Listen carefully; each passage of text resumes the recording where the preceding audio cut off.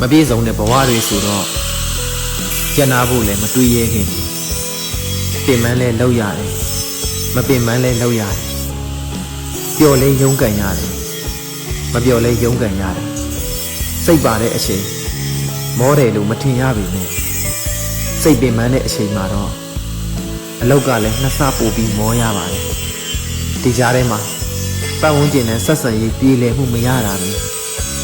ဘဝရဲ့ဖိအားတွေငယ်ဘဝကမပြောက်ဘဲပါလာခဲ့တဲ့စိတ်ဒဏ်ရာတွေပေါင်းဖော်တွေကြားထဲမှာအဖက်မလောက်တာခံရတာတွေမျက်နှာငယ်ခဲ့ရတာတွေ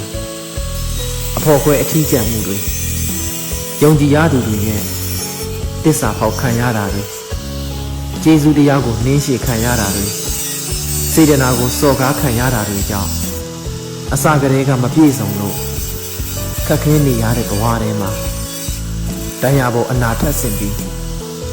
နာကျင်ရပြန်ပါတယ်အစင်မပြေမှုတွေကိုမျိုးသိပ်ထားရတာများလာတော့တယောက်တည်းနေရတာကိုပဲကြည်နဲ့ရောက်ရင်းတက်လာတယ်